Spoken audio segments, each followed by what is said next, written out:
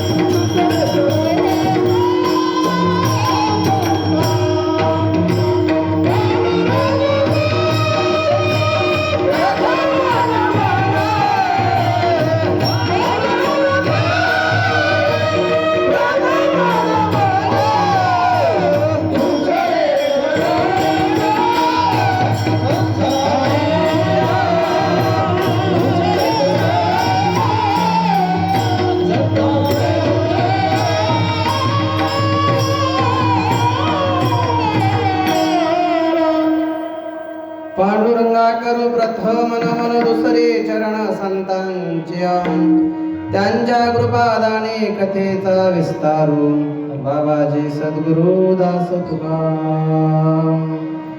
आत्मरूपी गणेशो केले स्मरण होय सकळ विद्येचे आदी करण तेची वंदू चरण श्री गुरुचे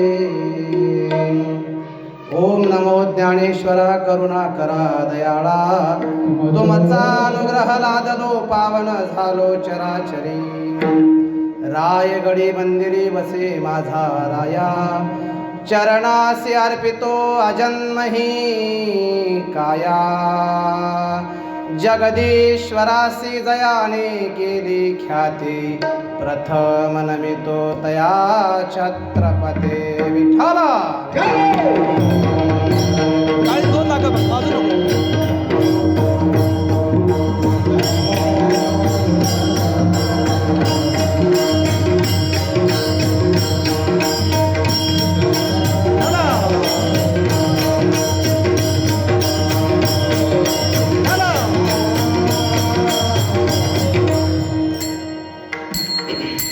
निष्ठावंत भाव भक्ताचा स्वधर्म. फक्त तू काळी दोन दाखव, वाजवायच्या भानगडीत पडूच नको. तू वाजले की माझं दुकान बसायचं रे. आपण कॅशी उरले माणसं, हे जर अवघड आहे. निष्ठावंत भाव भक्ताचा स्वधर्म, निर्धार हे वर्म चुको दे. निष्काम निश्चळ विठ्ठले विश्वास, अनेकाचे वास पाहुणे प्रस्तुत प्राप्त प्रसंगी. अरे लेकरं शांत बसा. विठाला विठाला विठाला.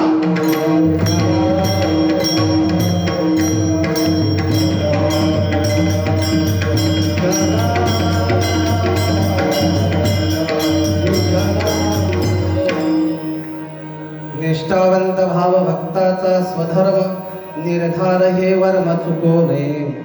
प्रस्तुत प्राप्त प्रसंगी साधू संतांच्या पदस्पर्शाने पावन झालेल्या गोदा तटावर वसलेलं माळकोटा हे गाव. माळकोटा गावामध्ये भगवान परमात्मा पांडुरंग आणि रुक्मिणी मातेच्या मूर्ती स्थापनेच्या वर्धापनानिमित्त चालू असलेला हा अखंड हरिनाम सप्ताहाचं हे 11वं वर्ष आणि 11व्या वर्षाचं दुसऱ्या दिवसाचं कीर्तन पुष्पासाठी माझ्यासारख्या पामराकडे आलेलं निमंत्रण. विठाला विठाला.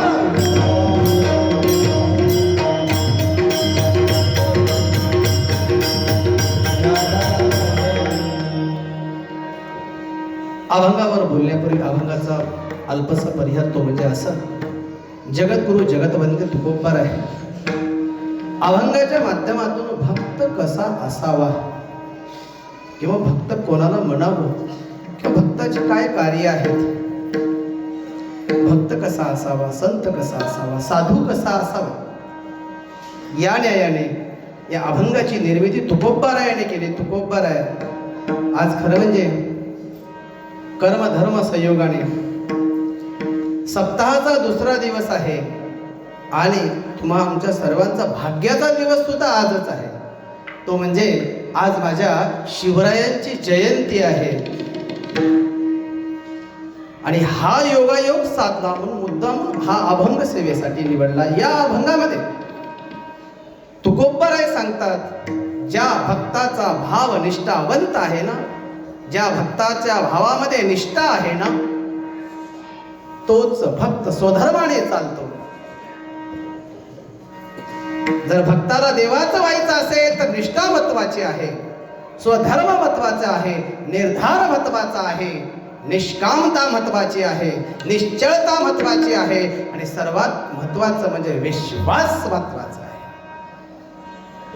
भक्त होण्यासाठी काय काय पायऱ्या आपल्याला चढाव्या लागतात. एक तर निष्ठावंत भाव पाहिजे, दुसरं म्हणजे स्वधर्माने चालला पाहिजे, तिसरं म्हणजे त्याचा निर्धार पक्का पाहिजे, चौथं म्हणजे त्याची निष्काम भक्ती असावी, पाचवं म्हणजे त्याच्या तो कुठेच चल होऊ नये तो निश्चळ असावा आणि सर्वात शेवटी विश्वास त्याच्याकडे असावा. या 6 गोष्टी ज्याच्याकडे आहेत तर तोच खरा भक्त. आणि असा जो कोणी भक्त भगवंताचा आहे त्याला दूर लोटायची ताकद देवाची सुद्धा नाही. म्हणून तुका म्हणे ऐसा कोण उपेक्षिला नाही ऐकिला ऐसा कोणी कोणी निष्काम निश्चळ विठ्ठली विश्वास आणि काचे वास पाहुणे. विठाला विठाला.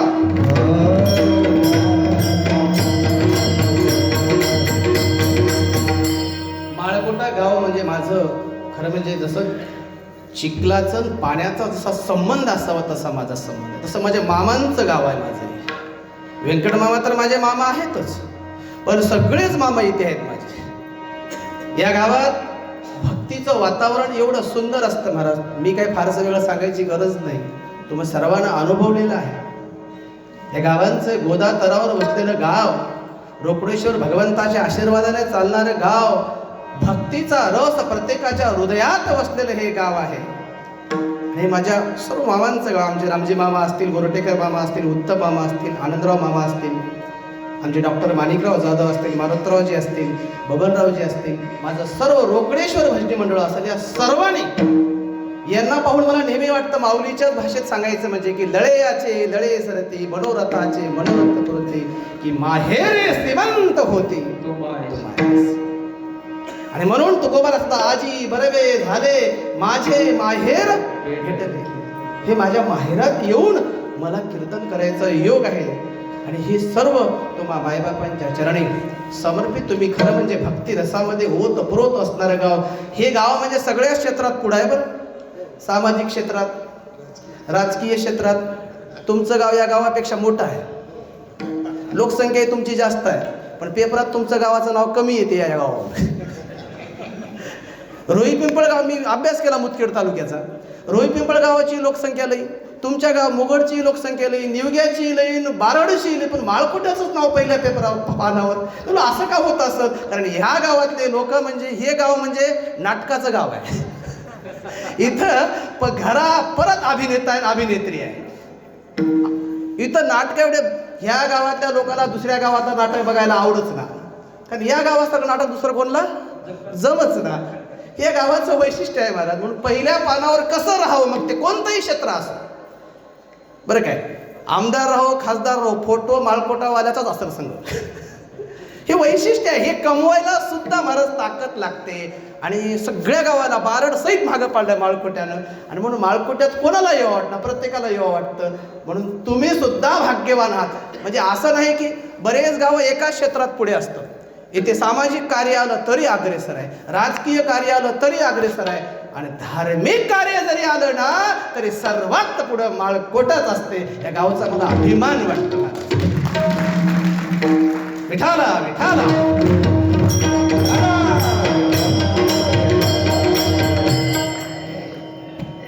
निष्ठावंत भाव.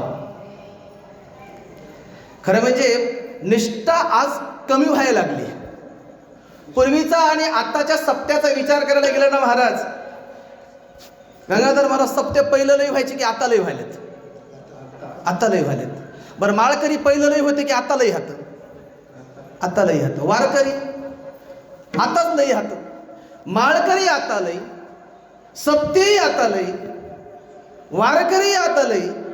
आपण जर तुलनात्मक दृष्टिकोनातून विचार केला, पूर्वी सप्ते म्हणजे असे नव्हतेच. पूर्वी सप्ताहाची पंगत कशाची आली? कीर्तनकार घरूनच जेवून यायचा, घरूनच. इथं तर एकानं गुलाबजामुनची केली की दुसरा बुंदीची करायला. पंक्ती वाढल्या, माळकरी वाढले, वारकरी वाढले, सप्ते वाढले, टाळकरी वाढले, विनेकरी वाढले, सगळेच वाढले. बरं, कीर्तनकार सुद्धा वाढले. पहिले कीर्तनकारही भेटायचे नाही, आता कीर्तनकाराची तर थप्पीच लागली. गावा परी 2-4 कीर्तनकार, 2 अभंग पाठ केले कीर्तनकार आहे. आणि तुम्हाला सांगतो, पहिलं कीर्तन होत असताना लोक मंत्रमुग्ध होऊन ऐकायचे. पूर्वीचं कीर्तन 3 तास चालायचं, आताच 2 तास. 2 तास 15 मिनिटं तुम्ही पहिली चाल म्हणता, शेवटची 15 मिनिटं तुम्ही म्हणता, झाला उरला किती 1.5 तास. मधलं अर्धा तास तुम्हीच गायन करता. गावाबद्दल 15 मिनिटं महाराज सांगते, शेवटी आभार 15 मिनिटं मानते, विनोद 20 मिनिटं सांगते, आणि कीर्तन 10 मिनिटं करते आत्ताचा महाराज. आपण जर कॅल्क्युलेशन केलं, सप्तेही पूर्वी जास्त कमी होते, आता सप्ते वाढले, कीर्तनकारही वाढले. आणि तुम्हाला सांगतो, पहिलं कीर्तनकार अभंगाच्या बाहेर जायचेच नाही, आता अभंगाचा काही संबंधच नाही. काय, आणि भानगड असे जे अभंगावर बोलतात त्याला कोणीच बोलिनात, आणि अभंगाच्या बाहेरचं जे बोलतात त्याला कोणी बोलले, त्याची तारीख भेटेना. ते काय सांगतात त्या कीर्तनात, ते आजकाल तर प्रत्येक, मला वाटते 100 पैकी 90 महाराज लोक येतात आणि हे मायमाऊली बसतात ना की नाही, याच्यावरच टीका करतात. काय सांगू याची किंमत. कीर्तनकार असंच बोलतात, ढाळजत बसलो होतो, बायकोनं मधून किचनमधून असं बोललेली, मी गेलो, तिनं म्हणली मला इकडे या की मी गेलो, बोटानं असं केली, म्हणलो कशाला बोललीस ग, काही नाही, बोटात किती ताकद हाव बघत होतो. हे कीर्तनात सांगायला सुरुवात झाला हल्ली, आणि ते कीर्तन गोड वाटते आम्हाला. अशा विनोदी कीर्तनाकडे वाटचाल चालू आहे. कीर्तनात विनोद असावा, पण विनोदी कीर्तन नसावं. दुसरी एक गोष्ट म्हणजे, पूर्वी काय होते माहिती आहे काय, विनोदाचार्य नावाची पदवीच नव्हती, आता विनोदाचार्य आले. कोण्या शाळेत शिकलेत, कोण्या संस्थेतले होत माहीत नाही, पण विनोदाचार्य नावाचे महाराज झाले. फार मोठी शोकांतिक आहे. सप्ते वाढले, कीर्तनकार वाढले, आणि लोकांची मानसिकताही तशीच आहे महाराज. कीर्तनकार येऊन लोकांना परावर्तित कसं करावं, धर्माकडे, भक्तीकडे, नीतीकडे, न्यायाकडे, स्वधर्माकडे, निष्कामतेकडे, हे सांगणारे फार कमी झालेत महाराज.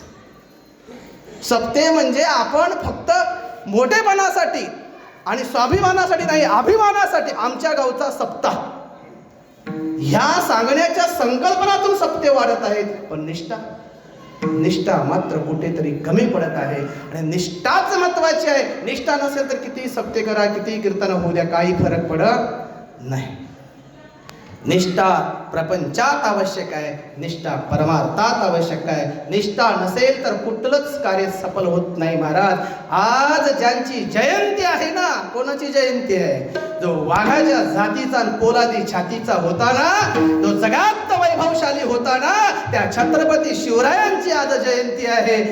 त्या शिवरायाने एक शिवराय झाले, पण एक शिवराय होण्या पाठीमागे अनेकांची तिथे निष्ठा होती. निष्ठा होती. आता आपण जर त्या तुलनेने विचार करायला गेला, शिवरायाच्या काळात मावळे जास्त होते की आता मावळे जास्त? आता हात की पहिलं होतं? आता हात बोलू नका. शिवरायाच्या काळात मावळे जास्त होते की आता मावळे जास्त? आता मावळे नाही, त्या माकडानं पुढे का लावा. कारण शिवरायाच्या काळात प्राणाची बाजी देणारे मावळे होते, आता फक्त दाढ्या वाढणारे मावळे झाले. हा फरक आहे. निष्ठा नाही. आता आम्हाला शिवाजी महाराज फक्त जयंतीला आठवतात, आपल्या मोठेपणासाठी आठवतात, पण शिवाजी राजासाठी मरणारे मावळे आम्हाला आठवत नाहीत महाराज.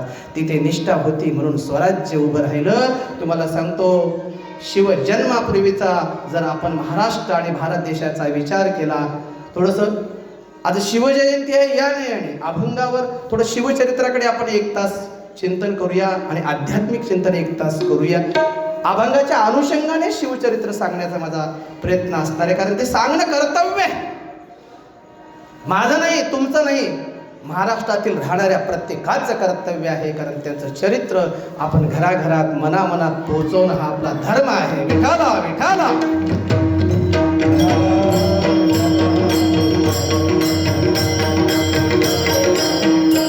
शिवजन्मापूर्वीचा महाराष्ट्र विचार केला आपण तर लक्षात येईल आपल्या या महाराष्ट्रावर 5 शहांचं राज्य होतं. आदिलशाह, निजामशाह, कुतुबशाह, बरीदशाह, इमादशाह अशा 5 शहा या महाराष्ट्रावर राज्य करत होत्या. मग दिल्लीचे मोगल या महाराष्ट्रावर राज्य करत होते. डच होते, फ्रेंच होते, पोर्तुगीज होते, सिद्धी होते, पोर्तुगाल होते, या सर्वांत इंग्रज सुद्धा होते. असे 11 परकीय सत्ता या महाराष्ट्रावर राज्य करत होते. आणि सर्व 400 वर्ष असणारे परकीयाचं आक्रमण या महाराष्ट्रावर, या हिंदुस्थानावर झालं होतं. सर्व जनता त्रस्त झाली होती. मंदिरांची नासधूस होत होती. कीर्तन, प्रवचन, सप्ते सर्व बंद पडले होते. अध्यात्माकडे कोणी वळत नव्हतं. अहो तुम्ही आम्ही सोडा, साधू संत सुद्धा त्या भगवंताकडे अर्थ हाक मारत होते. हे देवा, किती अन्याय वाढलाय त्या समाजामध्ये. अरे आपला धर्म बुडायची वेळ आलेली आहे. मंदिरातला देव असणारा ते मंदिरात राहायला तयार नाही. अंगणातली तुळस तो अंगणात राहायला तयार नाही. मंदिरावरचा कळस दिसायला तयार नाही. मूर्ती मंदिरात दिसायला तयार नाही. देवा, किती अंत पाहतोस रे म्हणून माझ्या कानोपात्राने देवाकडे हाक मारली, नको देवराया. अंत असा पाहू का, प्राण हा सर्वता जाऊ. अरे एखाद्या हरिणीच्या पिल्लाला वाघाने धरावं, हरिणीच्या पिल्लाला वाघाने धरल्यानंतर त्या हरिणीच्या पिल्लाची जशी अवस्था होते ना, तशी महाराष्ट्रातील जनतेची अवस्था झाली होती. आणि म्हणून माझी कानोपात्रा देवाकडे हाक मारून सांगत होती, देवा नको रे, नको, आता अंत पाहू नकोस. माझा प्राण जायची वेळ आली, माझा म्हणजे सर्वांचा प्राण जायची वेळ आली. देवा काही कर आणि याच्यातून काहीतरी सुटका कर, मार्ग काढ. भगवंता देवाने हाक ऐकली आणि हाक ऐकून भगवंताने असणारा माझ्या जिजाऊ आई साहेबाला आशीर्वाद दिला. माझी जिजाऊ आई साहेब गरोदर राहिली आणि जिजाऊ आई साहेबाच्या उदरामध्ये हा छत्रपती शिवाजी वाढू लागला महाराज. जिजाऊ आई साहेबाला डोहाळे लागले. ते कसे लागले महाराज? आजकाल डोहाळे फार वेगळे लागतात बायकांना, फार वेगळे डोळे लागतात. जास्तीचे डोहाळे माहेरला जायचेच लागतात, नाहीतर मोबाईल नवीन घेऊन द्यायचे लागतात. आणि आजकाल डोहाळे दुसरे एक नवीन डोहाळ्याचा प्रकार झालाय, बेड रेस्ट. खेड्यातल्या बायाला बेड रेस्ट मिळणार ते नशिबाने आहे. शहरातल्या 100 पैकी 99 बायाला डॉक्टरांनी बेड रेस्ट सांगितले आणि बेड रेस्ट सांगणारे डॉक्टर लई झालेत. हे डोहाळे. हल्लीच्या बायकांची ही स्थिती आहे, कारण काम करायला तयारच नाही कोणी. बेड रेस्ट होतात, मग ते काय बाळही नीट जन्मना, त्याला काचत ठेवावं लागते. त्याच्याकरता लाख वेगळे घालावं लागतात. पण माझ्या जिजाऊ आई साहेबाला डोहाळे लागले. माझ्या आई साहेबाला वाटायला लागलं की मी हातामध्ये तलवार घेऊन, दांडपट्टा घेऊन, ढाल घेऊन, घोड्यावर बसून शत्रूशी मी युद्ध करत आहे. असे डोहाळे माझ्या जिजाऊ आई साहेबाला लागले. आणि माझी आई साहेब, आईच्या पोटातला गर्भ जसं माझ्या कौसल्या मातेला डोहाळे लागले होते, जसे माझ्या देवकी मातेला डोहाळे लागले होते, तसे माझ्या जिजाऊ आई साहेबाला डोहाळे लागले की मी शत्रूशी युद्ध करत आहे. मी शत्रूशी युद्ध करत आहे. हातात तलवार घेऊन मी जात आहे. जिजाऊ आई साहेब असणारी या गुलामीतून या महाराष्ट्राला, या भारताला, या हिंदुस्थानाला मुक्त करण्याचं स्वप्न माझी जिजाऊ आई साहेब बाळ पोटात असतानाच बघत होती. आणि मग 9 महिने 9 दिवस भरले आणि तो सुवर्ण क्षण उगवला. तो सुवर्ण क्षण उगवला पुणे जिल्ह्यातील जुन्नर तालुक्यातील शिवनेरी किल्ल्यावर 19 फेब्रुवारी 1630 रोजी गड किल्ल्यावर एकच नाव गाजू लागलं.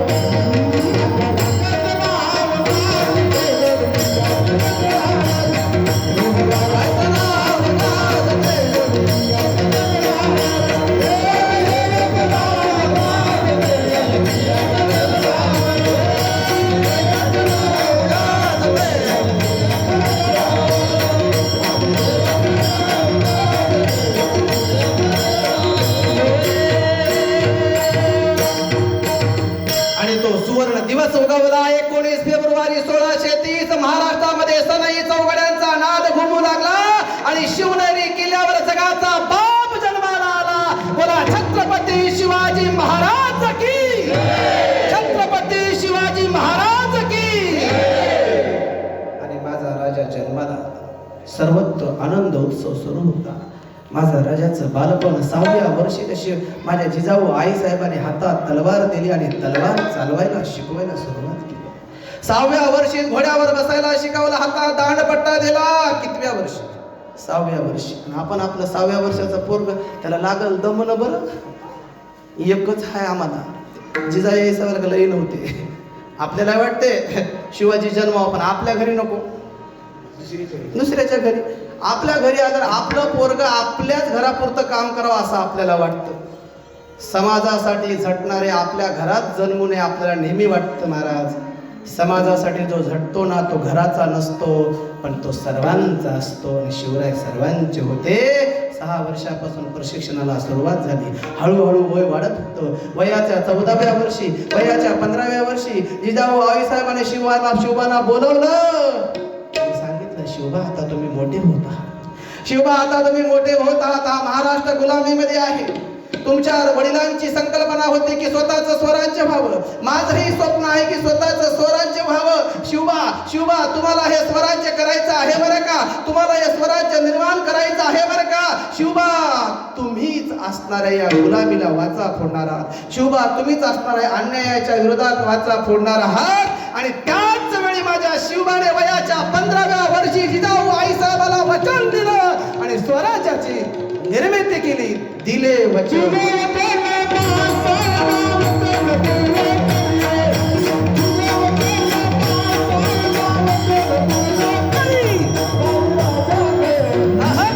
माझा राजा गे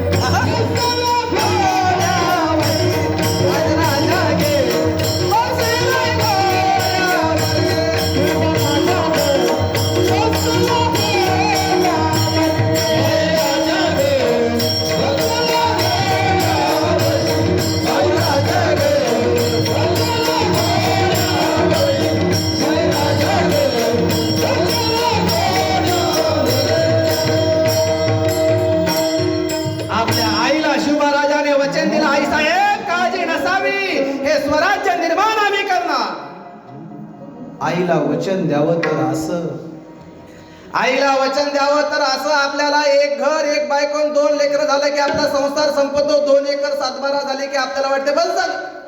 पण शिवाजी महाराजांकडे, शिवाजी महाराजांचे वडील शहाजी महाराज मोठे सरदार होते आदिलशाहीमध्ये. जिजाऊ आईसाहेब जाधवांच्या वंशातील असणाऱ्या निष्ठावंत जिजाऊ आऊसाहेब होत्या. मोठ्या घराण्यातील जिजाऊ आऊसाहेब होत्या. पुणे, सुपे, चाकण, इंदापूरची जहागीर शिवाजी महाराजांकडे होती. तसं पाहायला गेलं तर 4 पिढ्या बसून खातील एवढी गडगंड संपत्ती शिवाजी महाराजांकडे होती. काही करायची गरजच नव्हती. पण स्वतःसाठी नाही, धर्मासाठी, स्वतःसाठी नाही, महाराष्ट्रासाठी, स्वतःसाठी नाही, या देशासाठी, स्वतःसाठी नाही, या प्रजेसाठी 16व्या वर्षी काही निवडक मावळ्यासह माझ्या शिवबाने रायरेश्वराच्या मंदिरामध्ये आपल्या हाताचा बोटाचा अभिषेक केला रक्ताचा आणि स्वराज्याची प्रतिज्ञा केली आणि हिंदवी स्वराज्य स्थापन केलं. आणि हिंदवी स्वराज्य स्थापन करून जगाला हेवा वाटेल अशी प्रतिज्ञा केली की आजपासून महाराष्ट्रातील प्रत्येक जण जगेल तो स्वराज्यासाठी, मरेल तो स्वराज्यासाठी, मिटेल तो स्वराज्यासाठी, शत्रूचा बदला घेईल तो स्वराज्यासाठी. आजपासून 24 तास फक्त स्वराज्य, स्वराज्य आणि स्वराज्यच. स्वराज्य याचा अर्थ आहे स्वतःच राज्य. स्वराज्य याचा अर्थ आहे स्वतःच राज्य. एखादी आपली स्वतःची वस्तू हरू द्या महाराज. विश्वनाथ महाराज तुमच्या खांद्यावरची दस्ती जर गहाळ झाली, होणार नाही, दुसरी मिळेल इथं. मालकुट्या दस्तीची काही कमी नाही, दस्त्या भरपूर आहेत. स्वतःची दस्ती जर गहाळ झाली, मी किती चांगलं कीर्तन करतो, तुमचं कीर्तनात मन लागना का? कारण तुमची स्वतःची दस्ती गहाळ झाली. माझ्या खिशाची हे पेन आहे, पेनेची किंमतच 50 रुपये आहे, पण हरवली. कीर्तनापेक्षा माझी पेन हरवली, माझी पेन हरवली. कारण लक्ष माझं, कारण माझं काहीतरी हरवलं, माझं काहीतरी गहाळ झालं. जे माझं होतं ते गेलं. त्यावेळेस जो त्रास होतो ना, त्यावेळेस जे दुःख होते ना, कारण ते माझं आहे. जे माझं असतं ना त्याच्यासाठी माणूस समर्पण करतो. आणि म्हणून महाराजाने हिंदवी स्वराज्य, स्व म्हणजे तुझं हे राज्य आहे, माझं नाही. एकट्या शिवबाचं नाही, एका गावाचं नाही, एका तालुक्याचं नाही, एका जिल्ह्याचं नाही, तर या राज्याचं, या अखंड हिंदुस्थानातील प्रत्येक व्यक्तीला ते स्वतःचं राज्य वाटावं म्हणून स्वराज्य निर्माण केलं. आणि किती स्वाभिमान निर्माण केला माझ्या राजाने, तुम्हाला सांगतो. किती स्वाभिमान निर्माण केला माझ्या राजाने. प्रत्येकाच्या मनामध्ये स्वाभिमान माझ्या राजाने निर्माण केला. तो कसा तुम्हाला सांगतो. शिवबा राजाने सगळ्या प्रति असणारं प्रेम आणि न्याय या दोन सूत्राने शिवबाने राज्य चालवले. शेतकऱ्याच्या बाबतीत तर माझे शिवराय एवढे संवेदनशील होते. शेतकऱ्याच्या भाजीचं दाट जरी नाश झालं, गवताची काडी जरी नाश झाली, ज्या कोण्या सैनिकाने ते नाश केले असेल त्याच्या पगारातून कापून घ्या, हा आदेश शिवरायांचा होता. शेतकऱ्यांच्या बाबतीत तर शिवाजी महाराज अतिशय संवेदनशील होते, अतिशय संवेदनशील होते. एके वेळची गोष्ट आहे. चाकणवरून पुण्याकडे शिवाजी महाराज निघाले होते. येत असताना शिवाजी महाराज घोड्यावर बसले आणि येत असताना धुऱ्यावरून घोडा येत होता. घोड्याचा अचानकपणे वेग होता आणि त्या वेगामध्ये एक पाऊल भाजीच्या दाटावर पडलं आणि भाजीचं एक दाट नुकसान झालं. तितक्या 10 वर्षाचं पोरग शिवाजी महाराज समोर आलं आणि घोड्याला धरलं आणि सांगितलं, खबरदार, टाच मारून याल पुढे, चिंदड्या उडवी राई राई एवढ्या. किती वर्षाचं पोरग? 10 वर्षाचं पोरग. कोणाला बोलत आहे? शिवरायांना बोलत आहे. कोण शिवराय त्याला माहित नाही, कसले शिवराय त्याला माहित नाही, पण कोणीतरी शिवराय आहेत. त्यांनी सांगितलंय, शेतकऱ्याच्या दाटाचं नुकसान जो कोणी सैनिक करेल ना, त्याला जाब विचारायची ताकद तुमच्यात आहे. ते तुम्ही तुम्हाला विचारू शकता. त्या 10 वर्षाच्या पोराला माहित नाही की हे शिवाजी आहेत. कारण पूर्वी काय फेसबुक, व्हॉट्सअप, इंस्टाग्राम असले काय भानगडी नव्हत्याच. फोटो दिसायला नाही काय, फोटोहून कळते कोण कसं आहे ते. शिवाजी महाराज आहे ते माहित होतं, पण कोण आहेत माहित नाही. 10 वर्षाचं पोरग शिवाजी महाराजांना जाब विचारते, जर एक पाऊल पुढे टाकलात ना तर तुमच्या राई राई एवढ्या चिंदड्या उडवेल. एवढा स्वाभिमान माझ्या राजाने निर्माण केला. राजाने विचारलं, तू कोण? हे माझं शेत आहे, या शेताचा मालक माझा बाप आहे आणि माझ्या शिवाजी राजाचा हुकूम आहे. तुमच्या जर शेतीतलं एक दाट नुकसान झालं, ते कोण्याही सैनिकाने करो, त्याला जाब विचारा. मी तुमची तक्रार शिवाजी महाराजाकडे करेन. ते पोरग म्हणाले शिवाजी महाराजाला. त्यामुळे शिवाजी महाराजांना सांगितलं, मला स्वाभिमान वाटतो की माझ्या राज्यामध्ये एवढे स्वाभिमानी मुलं जन्माला आले. महाराज तुम्ही कोण? तुम्ही कोण महाराज? मीच शिवाजी महाराज, मीच शिवाजी महाराज. आणि ते 10 वर्षाचं पोरग झुकलं आणि म्हटलं, मुजरा राज, मुजरा राज, मुजरा. एवढा स्वाभिमान माझ्या राजाने निर्माण केला. महाराज, आज आपल्याला प्रत्येक नुकसानीसाठी आपल्याला सरकारकडे दाद मागावी लागते. आम्हाला हे हवं, आम्हाला ते हवं. 10 वेळा भांडल्यावर एक जाग येत नाही. पण तुम्हाला काय सांगू, शिवाजी महाराजांच्या काळामध्ये कोणाला काही मागायची गरजच नव्हती. कारण प्रजाच एवढी सुखी होती ना. म्हणून कवी म्हणतो, शिवकाळात नांदत होते सुखात सारी प्रजा. म्हणून म्हणते शिवाजी माझा जाण ताण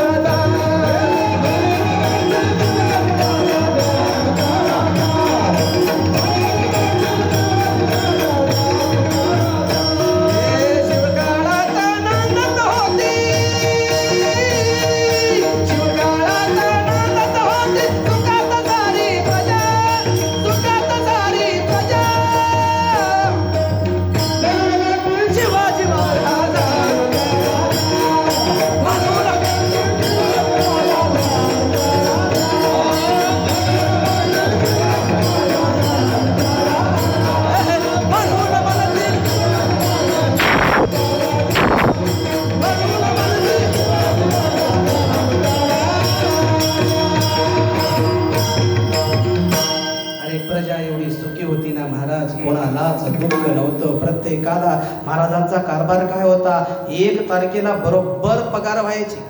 नाही तर आपला एसटीचा संप 6 महिन्यापासून मिटणार चालाय. नाही का? कधी मिटते की बाबू काही माहित नाही. बरं आहे, तुझे सत्य व्हायला चांगली गोष्ट आहे. काही हो ते संप मिटेल ना मिटेल, एवढं मागावं लागलं तरी मिळणार चालय. पण शिवाजी महाराजांच्या काळामध्ये काही मागायची गरज नव्हती. महाराज न मागताच महाराज सर्व काही देत होते. शिवाजीसारखा दृष्टा राजा या जगाच्या पाठीवर दुसरा झाला नाही, होणार नाही, होणे नाही. एकच राजा झाला. माणसं म्हणतात, हा आमचं म्हातारं 100 वर्ष जगलं. काय केलं? काय केलं तुझ्या म्हाताऱ्यानं? अरे बाजावर पडलं होतं, तोंड वाचलं होतं, दूध टाकत होते तरी म्हातारं वा वा वा वा वा करू लागतं.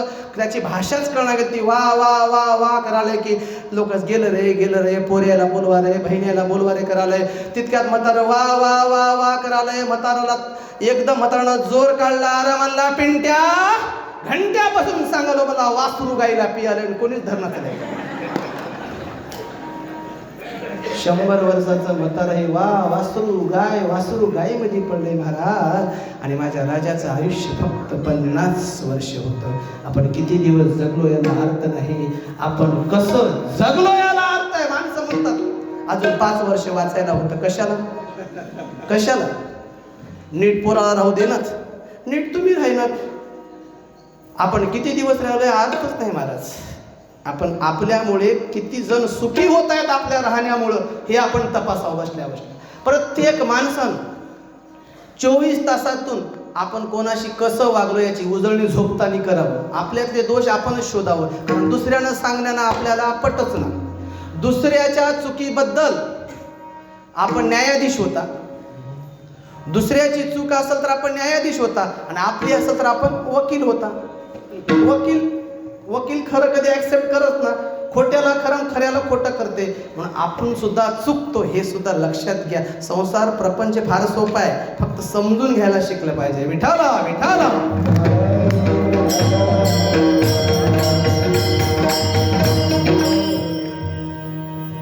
तुझ्याहून त्याचं जोरात वाजले बरं, त्याचं टणटण वाजायला. काय वाजायला? आपलं माहीत त्यानं साऊंड कमी सोडलंय का? असं करू नका. याच्यावर निष्ठा चालू आहे, इथं समान न्याय धर्म चालू ठेवा. विठाला विठाला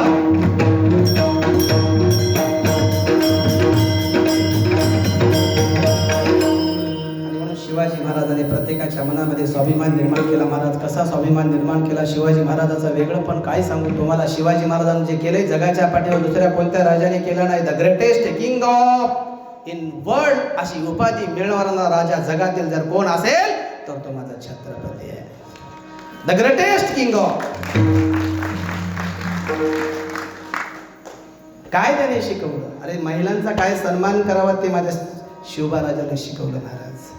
आया बहिणींची इज्जत कशी करावं ते माझ्या शिवबा राजाने शिकवलं महाराज. शिवबा राजाने फक्त शिवबा राजा बोलायचे नाही, ते कृती करून दाखवायचे. कल्याणच्या सुभेदाराची सून आबाजी सोनदेवाने म्हटलं महाराज तुमच्यासाठी नजराना आणलाय. ज्या कल्याणचा खजिना लुटणारा, स्वराज्यात मिळवणारा आबाजी सोनदेव नावाचा मुख्य सरदार होता, त्याला सुद्धा खडसावलं माझ्या राजाने. खबरदार आबाजी.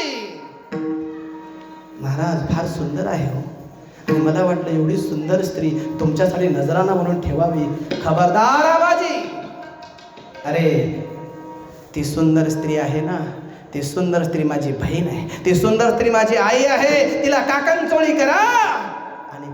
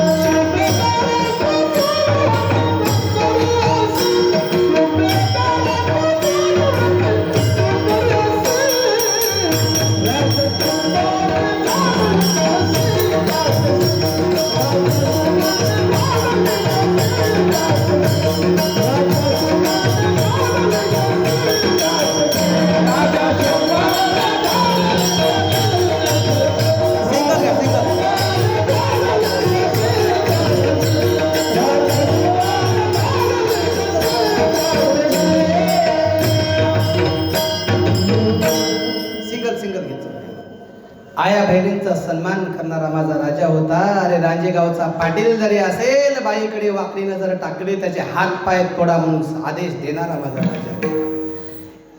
न्याय सर्वांसाठीच होता. हिंदवी स्वराज्य फक्त हिंदूंचंच नव्हतं महाराज. जे हिंदुस्थानात राहणारे होते ते सर्वांचं हिंदवी स्वराज्य होतं. शिवरायांचा इतिहास जर आपण बघितला तर लक्षात घ्या, दौलत खान आरमाराचा प्रमुख होता, नूरबेग पायदळांचा प्रमुख होता. इब्राहिम खान तोफखान्याचा प्रमुख होता, आरमार. समुद्रातून येणाऱ्या शत्रूचा बंदोबस्त दौलत खानाकडे. पायदळ सेना जी आहे त्याचा प्रमुख नूर बेग. तोफखान्याचा प्रमुख इब्राहिम खान. 3 प्रमुख पदावर 3 मुसलमानच ठेवणारा माझा राजा होता. काजी हैदर मुख्य सल्लागार होता, मदारी मेहतर सच्चा साथी होता आणि सिद्दी हलाल हा मुख्य सरदार होता. हिंदवी स्वराज्य कोणा जातीचं, धर्माचं, पंथाचं नव्हतं महाराजाने प्रत्येकाच्या मनात स्वराज्य निर्माण केलं होतं. आणि म्हणून महाराजांचा गौरव जेवढा करावा तेवढा कमीच आहे. महाराजांनी निष्ठा कशी मावळ्यामध्ये रुजवली त्याचं एक उदाहरण पाहूया आणि अभंगाकडे वळूया. विठ्ठला विठ्ठला.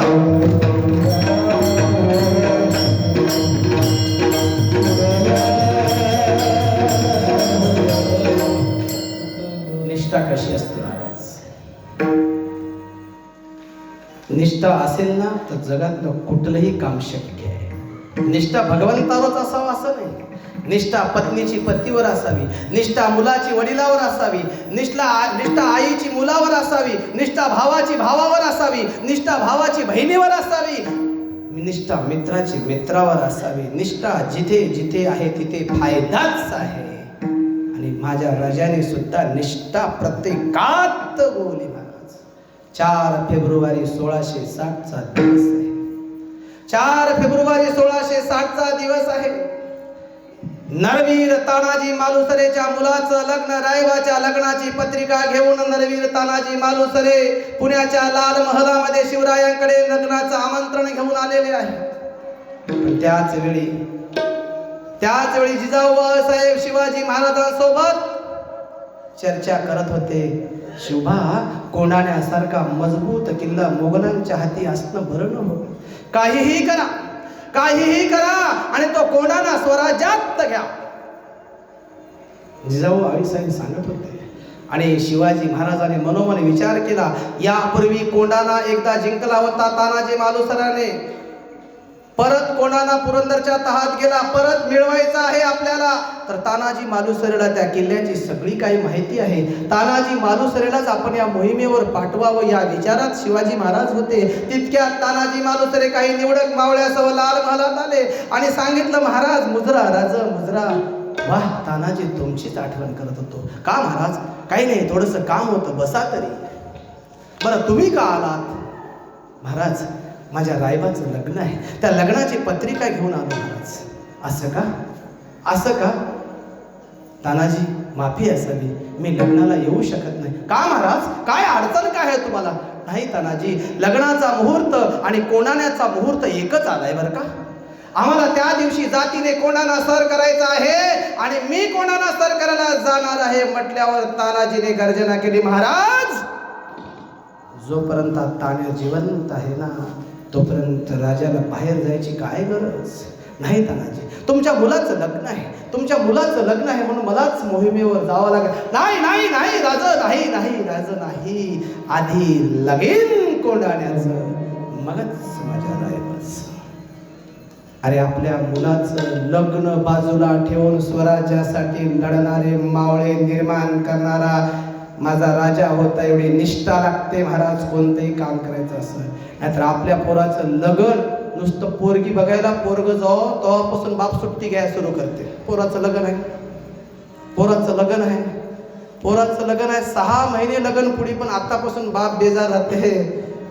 काय सांगू तुम्हाला, आपल्या पोराचं लग्न सोडून आपण जासाल का कदापि शक्य नाही. पण तानाजीनं सांगितलं, रायबाचं लग्न नंतर, आधी लग्न कोंढाण्याचं. आणि मोहिमेवर तानाजी गेले. फक्त 500 मावळ्यासह गेले. त्याचा सोबत कोण कोण गेले? सूर्याजी नावाचा त्याचा भाऊ, 80 वर्षाचा त्याचा सक्का शेलार मामाला. या तिघांनी 500 मावळ्यासह कोंढाणा किल्ला जिंकण्यासाठी गेले. डोनगिरी कड्यावरून एक मावळावरती चढला, वरतून रस्सी खाली फेकली, त्या दोरीवरून मावळे 300 मावळे घेऊन मावळे असणारे तानाजीसह 300 मावळे गडावर चढले. कल्याण दरवाजाकडे 200 मावळे घेऊन सूर्याजी शिवाजी थांबला होता. त्या ठिकाणी योजना झाली होती, गडावर 300 मावळे गेले की कल्याण दरवाजा उघडला जाईल. तुम्ही तिकडून 200, आम्ही इकडून 300, गडावर 1500 उदय भानाचं सैन्य होतं आणि आपण 500 म्हणून या 1500ला संपून टाकू आणि कोंढाणा किल्ला जिंकू ही योजना ठरवली. पण दुर्दैव असं कल्याण दरवाजा उघडल्याच गेला नाही. कल्याण दरवाजा उघडायला जाणारे मावळे वाटेतच कामाला आले आणि तानाजी मालुसरे 300 मावळ्यासह 1500च्या शत्रूबरोबर सैन्यासोबत लढत होता. एकाच 5 जणाला तानाजी मालुसरेचं सैन्य मारत होतं. तुंबळ युद्ध झालं. उदयभान नावाचा राठोड राजपूत तो सुद्धा फार पराक्रमी शूरवीर होता. तानाजी आणि उदयभानामध्ये युद्ध सुरू झालं. महाराज, तुंबळ युद्ध सुरू झालं. तानाजीच्या हातातली ढाल तुटून पडली. कमरचा शेला हाताला बांधून माझा तानाजी लढला, पण माघार घेतला नाही. कारण शिवाजी महाराज तोफेचे आवाज ऐकण्यासाठी तिकडे बसले होते. माझ्या राजाला कोंढाणा जिंकला, तोफेचे आवाज केल्याशिवाय मी जीव सोडणार नाही, प्राण देणार नाही. अरे यमाचा बाप मला तरी मी कोंढाणा जिंकल्याशिवाय मागे हटणार नाही, हा संकल्प माझ्या तानाजीने केला. तानाजी लढत होता. तानाजी आणि उदयभान दोघात आपसात युद्ध झालं. तुंबळ युद्ध झालं आणि दोघंही तलवारीच्या घावाने खाली पडले. इतक्यात कल्याणचा दरवाजा उघडला. तानाजी मालुसरे जमिनीवर कोसळला, उदयभान जमिनीवर कोसळला. मावळे घाबरले आणि आता गडावरील दोरीकडे पळून जाण्यासाठी मावळे जात होते. आता आपला बाप मरून पडलाय, तानाजी मालुसरे मरून पडलाय. आता आपण युद्ध जिंकणं शक्य नाही. तितक्यात सूर्याजी कडाला सक्का भाऊ मरून पडलाय. पण सक्का भाऊ मरून पडला तरी त्याला छातीला लावायसाठी वेळ नाही, कारण स्वराज्य आहे. निष्ठा काय लक्षात घ्या, निष्ठा. अरे तुमचा बाप इथे मरून पडलाय, मी गडावरची दोर कापून टाकली आहे. जर तुम्हाला पळून जायचं असेल तर गडावरून उडी टाकून मरा, नाहीतर शत्रूशी लढता मरा. मावळ्यांचा नाविलाज झाला. मावळे द्वेषाने आवेशाने लढले. परिणाम कोंढाणा जिंकला. महाराजांना खबर पोहोचली. महाराजाकडे गेलं आणि पण महाराज, एक वाईट खबर, एक चांगली खबर आहे. चांगली खबर ती अशी म्हणजे कोंढाणा जिंकला. वाईट खबर ती अशी म्हणजे तानाजी मालुसरे कामी आला. त्यावेळेस महाराजाच्या तोंडातून शब्द निघाले, गड आला. एवढे निष्ठावान मावळे माझ्या शिवबाने तयार केले होते महाराज. ही निष्ठा प्रत्येकाच्या मनात माझ्या महाराजाने बोलली होती. महाराज, प्रत्येक मावळ्याला आपल्याला वाटतं की स्लीपर सेल आत्मघात की फक्त पाकिस्तानकडेच हात, असं नाही. स्लीपर सेल तयार झाले या महाराष्ट्रात, स्लीपर सेल तयार झाले या मराठी मायभूमीत, स्लीपर सेल तयार केले त्या माझ्या राजाने. अरे देशासाठी धर्मासाठी मरणारे मावळे तयार केले माझ्या राजाने. एवढा स्वाभिमान जगवला माझ्या राजाने. तुम्हाला दुसरं उदाहरण सांगतो महाराज. शिवा काशिंद नावाचा एक नाव्याचं पोरग सिद्धी जोहरने 4 महिने पन्हाळगडाला वेढा दिला. 4 महिने पन्हाळगडाला वेढा दिला. एप्रिल पासून जून आला तरी सिद्धी जोहर जो असणारा वेढा उठवायला तयार नाही.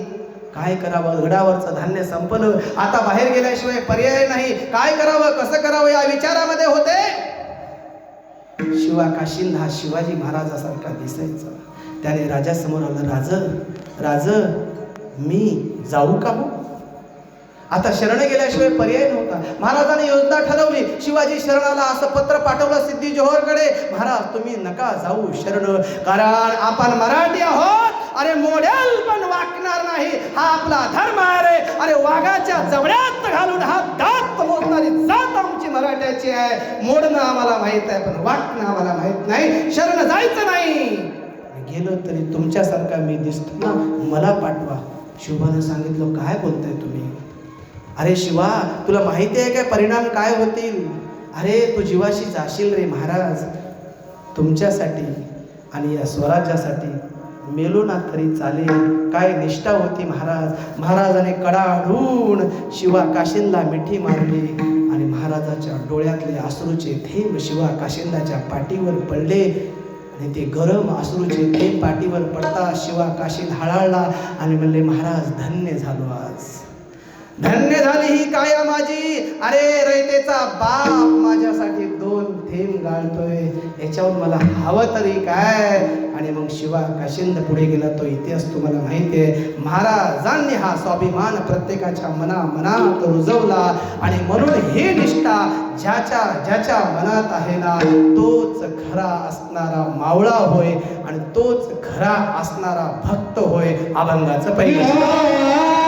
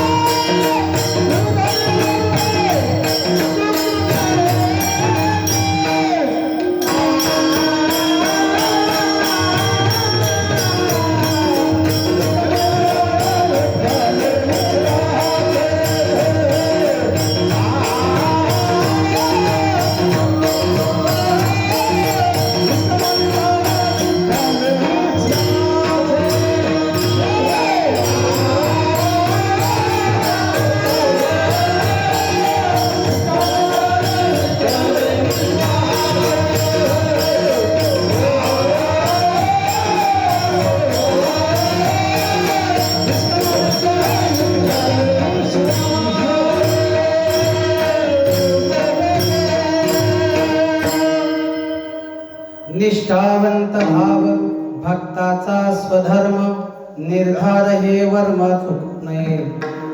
निष्ठा प्रपंचात जशी महत्वाची तशीच परमार्थात सुद्धा महत्वाची आहे.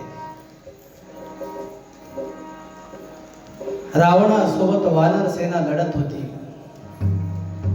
आणि वानर सेना लढत असताना कुंभकर्णाला उठवलं रावणाने. वानरांना कुंभकर्ण पायाखाली कचाकच तुडवत होता. एका वानराला कुंभकर्णाने पकडलं आणि त्या वानराचं वैशिष्ट्य असं होतं की त्याच्या अंगाचा सुवास यायचा, सुगंध यायचा. त्याचं नाव गंधमादन. त्या वानराला पकडलं कुंभकर्णाने आणि म्हटलं एवढं सुगंधी वानर जर माझ्या भावाकडे राहिलं तर माझा भाऊ किती आनंद होईल. काय कमी नव्हतं रावणाकडं, पण अजून ज्याच्याकडं नाही आहे ना त्याला आणखी हवंसं वाटतं. तुम्हाला सांगतो सोन्याचे घर होते रावणाकडं, पण माझ्या भावाकडे हे सुगंध देणारं वानर असावं कुंभकर्णाला वाटलं. त्या गंधमादन वानराला पकडलं आणि म्हटलं मी तुला मारणार नाही बरं का. त्याने म्हणलं का, मी तर तुझा शत्रू आहे ना. अरे तू शत्रू आहेस पण तुझ्या अंगाचा सुगंध येतोय. तू काय कर, तू रावणाचा होऊन जाय.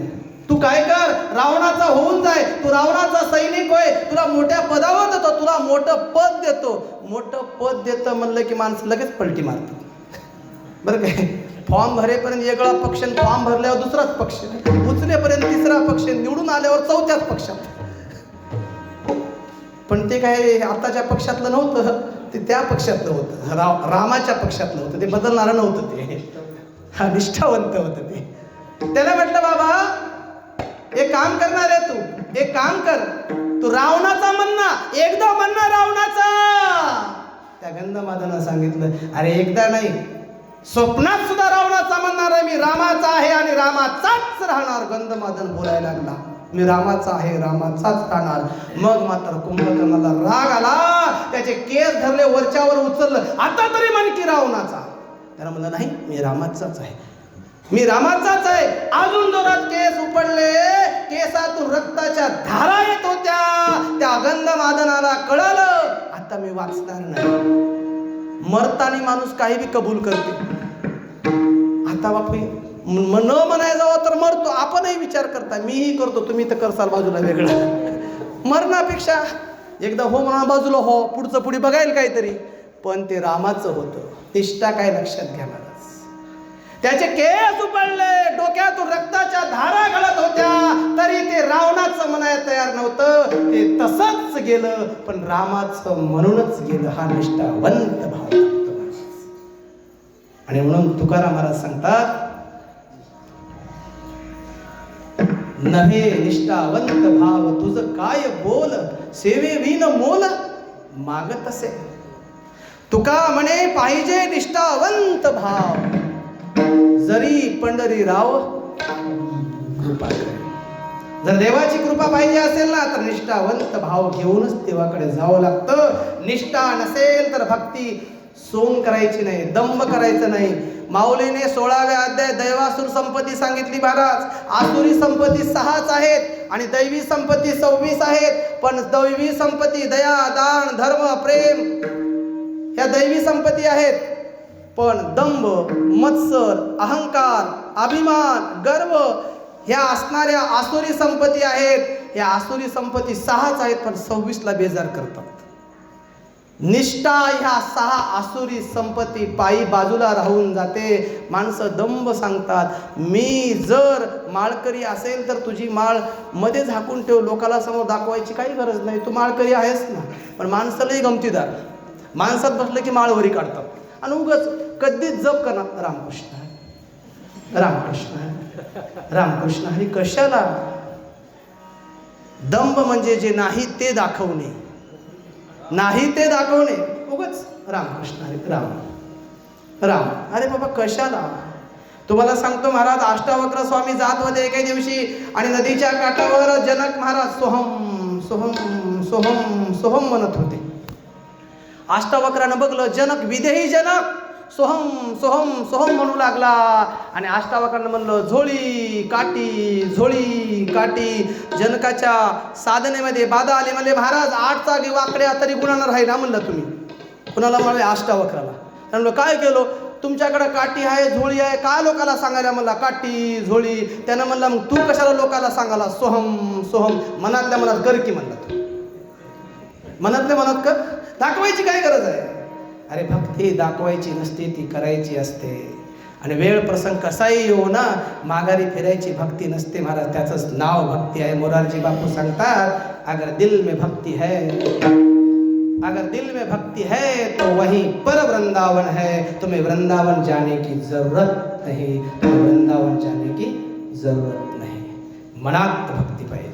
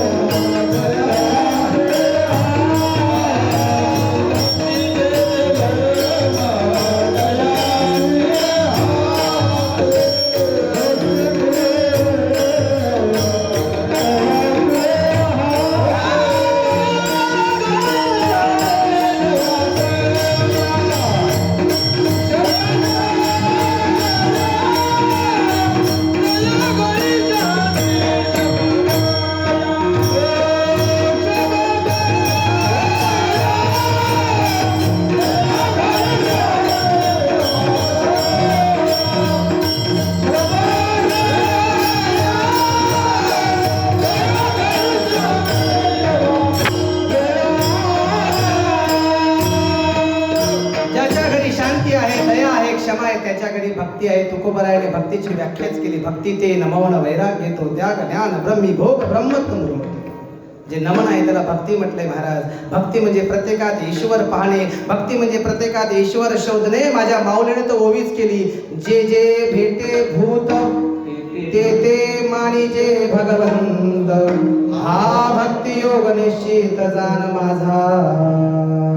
प्रत्येकात देव शोधणं याचं नाव भक्ती आहे महाराज. म्हणून अशी निष्ठावंत भावन भक्ती असेल त्याचा देव आहे. मग स्वधर्म तो काय आहे? स्वधर्म तो काय आहे? माऊलीने सुंदर ओवी केली. मनोनी स्वधर्म जो बापा, तो नित्य यज्ञो जानपा. येत वर्तता पापा संचारो नाही. अरे स्वधर्म म्हणजे आपण जे कर्म करतो तोच स्वधर्म आहे. शेतकऱ्याने शेतीतलं काम करावं, सैनिकाने सीमेवर लढावं. सैनिकाने जर म्हणलं, कीर्तनात सांगितलंय हिंसा करू नये, हत्या करू नये, त्यानं जर ऐकलं कीर्तन आणि बंदूक ठेवून इकडे यायचा प्रयत्न केला, बंदूक ठेवलं की तिकडून पाकिस्तान गोळी मारते. म्हणून सैनिकाने त्याचा स्वधर्मच पाळला पाहिजे. त्याला तिथं बंदुकीने पुढच्यावर प्रहारच केला पाहिजे. शेतकऱ्याने विचार केला, महाराजांना सांगितलंय कुण्याही जीवाची हत्या घडू नये, आमच्यानं मुंगी सुद्धा मरू नये, याला परमार्थ म्हणावं. महाराजांना सांगितलंय वांग्यावर भरपूर आळ्या पडल्या, तर महाराजाचं ऐकून उद्या जर यानं औषध मारलं नाही तर याच्या वांग्याला काहीच भाव मिळणार, घरीच वांगे बसतात. म्हणून शेतकऱ्याने त्याचा धर्म पाळावा, सैनिकाने त्याचा धर्म पाळावा आणि महाराजाने त्याचा धर्म पाळावा. प्रत्येकाला धर्म आहे महाराज, प्रत्येकाने स्वधर्म पाळावा. कारण माऊलीने ओवी करून सांगितलं की मनोनी स्वधर्म जो बापा, तो नित्य यज्ञ जानपा. स्वधर्मानं जो चालतो ना त्याच्या घरी नित्य यज्ञ आहे. कारण धर्माने वर्णाश्रम पद्धती निर्माण केली. मनोनी प्रकृतीचे ने आधारे, गुणाचे नि व्याभिचारे, कर्मे तदनुसारे विवंचिनी. कर्मानुसार धर्म होतो महाराज. आपलं कर्म आला की धर्म श्रेष्ठ होतो. आपल्या कर्मावरून आपली गणना होते.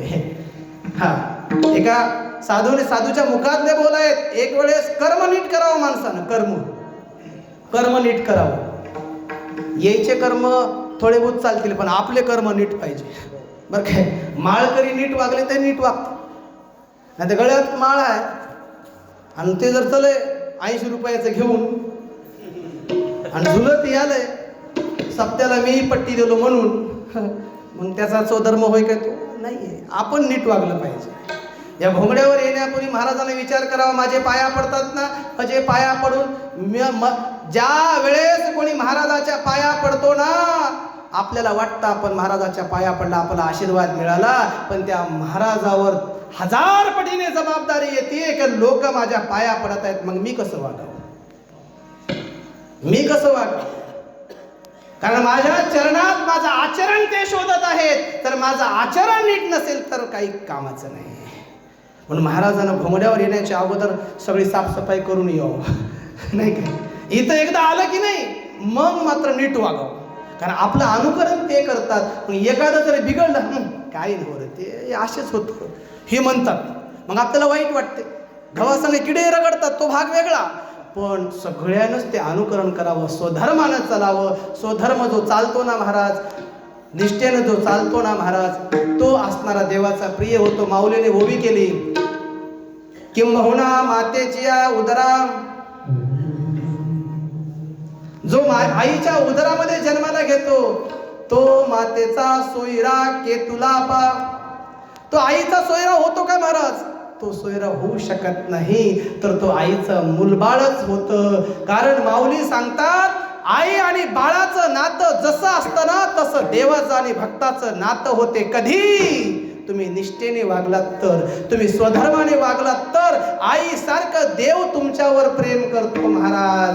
आणि पण तुम्ही निष्ठा जर फक्त दाखवण्यापुरती जर केली, देवाकडे इतर लोकांना आपण बनवू शकतो, ह्याला काही माहित नाही आपण काय करायला येते, पण त्याला माहित आहे आपण काय करायला येते. यामधला जो आत्माराम आहे ना, तो आपल्याकडे नेहमी बघतो, तुमचे कर्म मोजत असतो. एक वेळेस देव माफ करेल महाराज, एक वेळेस साधू संत माफ करतील, पण कर्म कधीच माफ करणार नाहीत. म्हणून कर्म नीट असले पाहिजे. ज्याचे कर्म नीट आहेत ना, तोच माणूस श्रेष्ठ आहे. म्हणून कर्म नीट असले पाहिजे. बर, जे कर्म नीट करतो ना, माऊलीने ओवी केली, ये रवी तरी माझिया भक्ता, नसे संसाराची चिंता, समर्थाची कांता केवी कोरांना मागे. अरे राजाची पत्नी भीक मागेल काय, माऊलीने अभंग सुद्धा केला.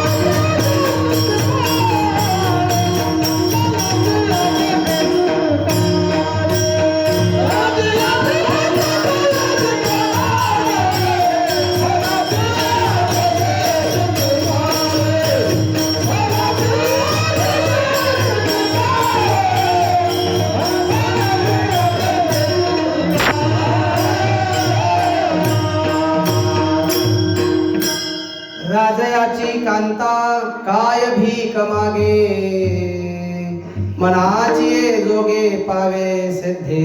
श्री गुरु सारिका हस्ता पाठीरा का इतराचा लेखा पूर्ण करी. बस तुम्ही त्या पात्रतेला पात्र, मग तुम्हाला काहीच कमी पडणार नाही महाराज. पण स्वधर्माने चालावं लागेल, निष्ठेने चालावं लागेल. अजून काय करावं लागेल, तर निर्धारण पाळावं लागेल. निर्धार पाहिजे महत्वाचं. भक्ती असेल ना, तुकडोजी महाराजांना सुंदर गीतच केलंय, भक्ती विना उद्धार नाही कोणाचा, भक्तीसाठी निर्धार पाहिजे मनाचा, भक्ती विना उद्धार नाही कोणाचा. भक्तीसाठी निर्धार लागतो महाराज. निर्धार म्हणजे कसा, माझ्या तुकोबारायासारखा निर्धार लागतो महाराज. तुकोबारायासारखा निर्धार लागतो. आता सोपं आहे कीर्तन करणं. कोणत्याही जातीचा कोणत्याही धर्माचं महाराज कीर्तन व्हालंय, कीर्तनकार व्हालंय. कोणी विने करीन, टाळ करीन, माळ करी व्हालंय. पण तुकोबारायांच्या काळामध्ये तुकोबारायांनी गाथा लिहिली म्हणून धर्मपीठासमोर तुकोबारायांना उभं केलं सालो मालो नावाच्या ब्राह्मणाने. आणि मंबाजी बुवाने पुण्यामध्ये वाघोलीचे रामेश्वर भट्ट होते ना, त्याच्या समोर उभं केलं आणि सांगितलं, हा तुकोबा वेदाचा अर्थ सांगत आहे, मराठीमध्ये वेदाचा अपमान करत आहे. तुकोबाला धर्मपीठासमोर बोलवलं महाराज. आणि काय हो तुकोबा, तुम्ही अभंग लिहिता म्हणे. हो, कसं काय? अहो मी नाही लिहत, देवाच्या कृपेने. काही बोलता का तुम्ही? देवाच्या कृपेने? देव कसा येऊन लिहील? त्याने म्हणजे तो माझ्या कानात सांगतो मी लिहितो, तो माझ्या कानात सांगतो मी लिहितो. कसं काय शक्य आहे? आम्ही धर्मपंडित, आम्हाला कधी सांगितलं नाही, तुम्हाला का बरं सांगितलं काय माहित? एक लक्षात घ्या, धर्मपीठाचा आदेश आहे अभंग लिहिणं बंद करा. धर्मपीठाचा आदेश मानावा लागत होता. आदेश मान्य केला, ठीक आहे महाराज, उद्यापासून लिहिणं बंद करतो. पण लिहिलेल्याचं काय करू? ते इंद्राणीत नेऊन बुडून टाका. धर्मपीठाचा आदेश होता. महाराज दुसऱ्या दिवशी देहूला आले आणि ज्या गाथा लिहिली होती ना, ते गाथा एका वस्त्रामध्ये बांधली आणि तुकोबारा इंद्राणीकडे निघाले. त्याच वेळी माझी जिजाई आईसाहेब पुढे आली. काय चाललंय तुमचं? म्हणले काय चाललंय? धर्मपीठाचा आदेश आहे गाथा बुडवण्याचा. अहो तुम्ही काय करत होता मला माहित नाही, तुम्ही काय लिहिला ते मला माहित नाही, पण मला एवढं माहित आहे, हे लिहिण्यासाठी तुम्ही संसाराची राख रांगोळी केली, घरावर तुळशी पत्र ठेवलं, कधी बायको सुखात आहे की दुखात आहे बघितलं नाही, कधी आई वडील जिवंत आहेत की मेले बघितलं नाही, कधी पोरावर माया लावली नाही, कधी बसलात आणि आज एका महाराजांना सांगावं तुम्ही बुडवावा, अजिबात होणार नाही. अजिबात तुम्हाला बुडवू देणार नाही. जिजाऊ आईसाहेब आवडी असणारी तिने तिचा महाकालीचा अवतार प्रगट केला. जर तुम्ही अभंग बुडवले ना तर माझं डोकं या शिळावर आपटून मी मरून जाईल. जिजाईबाई साहेब पण तुकोबारायाने शब्द दिला होता बुडवण्याचा. तुकोबारायाने म्हटलं जर आवडे तू जर मध्ये आलीस ना तर मी माझं डोकं बुडवून घेतो. निर्धार सांगत आहे, निर्धार. मी माझं डोकं फोडून घेईल. नाविलाज झाला आणि तुकोबाराय गाथा घेऊन इंद्राणीत गेले. गाथा बुडवली. सगळे देहूतले लोक इंद्राणीच्या काठावर बसले. सालो मालूला तर आनंदच झाला. मंबाजी बाबा तर आनंदाच्या उकळ्याच पडत होत्या. सालो मालूला नीट एक अक्षर लिहायचं नव्हतं. आपण करताय की नाही पदामध्ये कोणाचे पद कोणाचे, मग तुका म्हणे आणि दुसरंच म्हणे लावता की नाही, तसं सालो माले तुका म्हणे काढायचा आणि सालो माले म्हणे लिहायचा. असं सालो माले म्हणे तो सालो माले त्याला आनंद झाला. बरं झालं म्हणजे बल्ला गेली. आनंदाच्या उकळ्या फुटल्या. पण देहू आणि पंचक्रोशीतील नवे महाराष्ट्रातील लोकांना दुःख झालं. एवढ्या कष्टाने लिहिलेली गाथा असणारी तुकोबारायाने बुडवली, पण ती बुडणारी गाथा नव्हतीच. महाराज तुकोबाराय गाथा बुडवले आणि तिथेच थांबले. 1 2 3 4 5 6 7 8 9 10 11 12 13वा दिवस उजळला. पण तुकोबाराय काही उपवास सोडायला तयार नाही. उपोषण केलं. तू लिहिलंस, तू लिहायला सांगितलंस, तुझा आदेशाला बुडवायचा, तारायचं की मारायचं ते तुझ्या हातात आहे महाराज. आणि 13 दिवस झाले निश्चक्र करिता. तुकोबाने अर्थ हाक मारले, भगवंता 13 दिवस झाले रे उपवाशी बसलो, का न पावसे अनंता माय बापा, कधी पावणार आहेस रे. मी सांगतो महाराज गाथा इंद्रायणीत बुडवली. आपल्याला रामेश्वर भट्टाचा राग येतो, पण मला रामेश्वर भट्टाबद्दल प्रेम येतो. त्याचं कारण सांगतो. जर रामेश्वर भट्टानं मंबाजीन सालो मालो नसले असते तर माझ्या तुकोबाचं सामर्थ्य जगाला दिसलं नसतं. त्या रामेश्वर भट्टाने माझ्या तुकोबा काय जगाला टिकवलं. माझे तुकोबा मग शेवटी गाथा पाण्यातून वर आली आणि गाथा समोर आली. त्याच वेळी त्या रामेश्वर भट्टाने अभंग केला. काय केलं?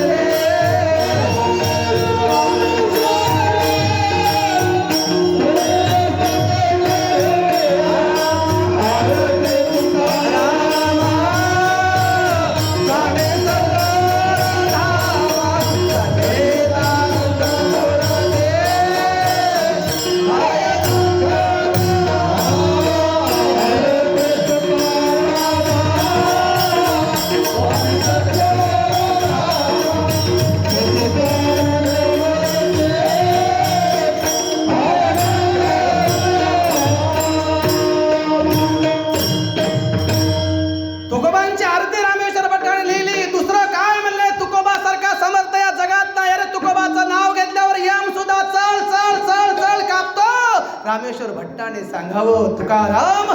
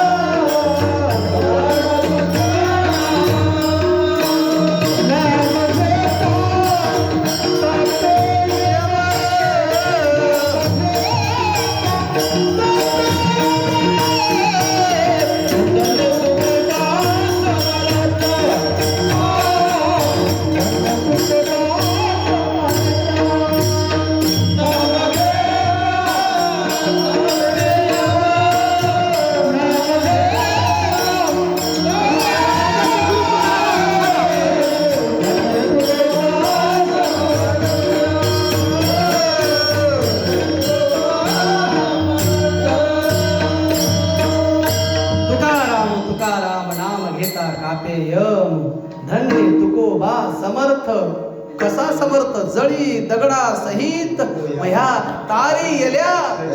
आणि त्यावेळेस मग म्हटलं म्हणे रामेश्वर भट्ट द्विजा संतांना कळालं संत असेच असतात महाराज, पण निर्धार सोडत नाहीत ते मरेपर्यंत. उगाच काय शिवाजी महाराज काय वेडे पिसे नव्हते कोणालाही गुरु कराय, एवढी महती होती माझ्या तुकोबारायाची. म्हणूनच तुकारामाच्या चरणावर ज्याचा मस्तक झुकलंय ना ते राजाचं मस्तक झुकलंय, आणि म्हणून तुकोबारायाला माझ्या राजाने गुरु केले महाराज. एवढा समर्थ माझा तुकोबाराय होता. म्हणून परमार्थामध्ये निर्धार महत्वाचा आहे, परमार्थात स्वधर्मानं चालणं महत्वाचं आहे, परमार्थात निष्ठा महत्वाची आहे. 3 गोष्टी आपण धावत्या वगैरे बघल्या. एकदा सांप्रदायिक भजन करूया आणि पुढचा भाग बघूया. विठोबा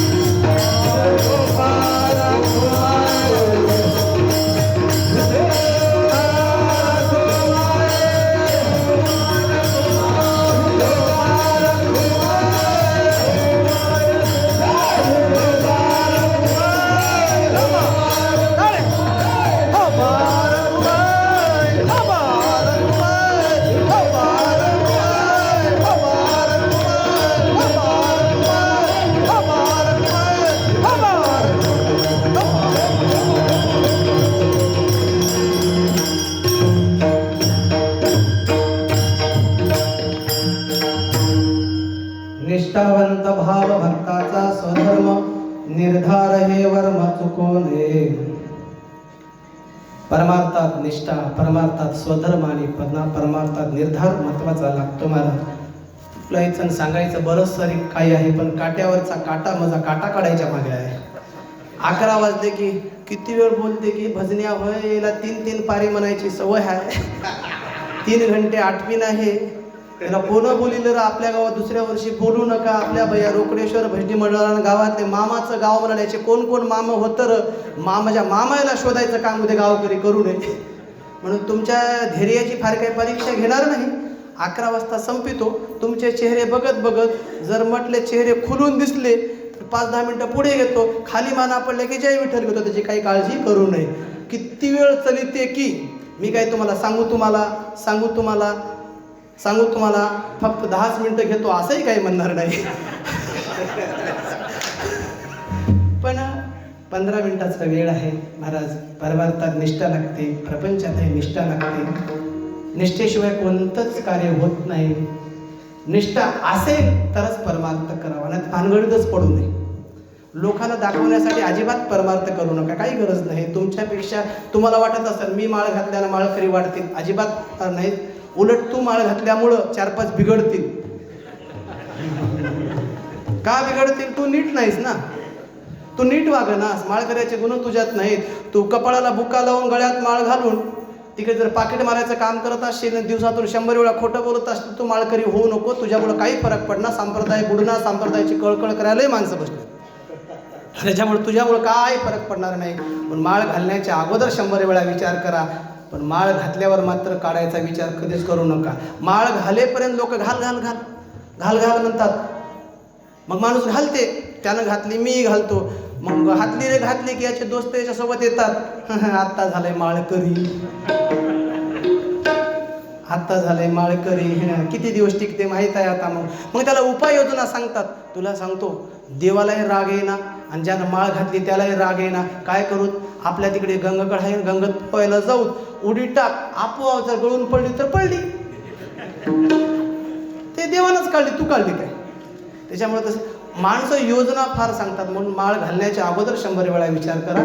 घातल्यावर काढायचा विचार मरेपर्यंत करू नका. माळ घालून जर काढता असताना भगवान पांडुरंगाची शपथ घेऊन सांगतो, तुमचा सत्यानाश झाल्याशिवाय राहणार. एक तर घालू नका, घातल्यावर काढू नका. तुमची ही निष्ठा आहे महत्वाची. आणि म्हणून ही निष्ठा असावी. दुसरं काय असावं असं तुकोबरायाला साधकाने विचारल्यावर तुकोबरायाने अभंगाचं दुसरं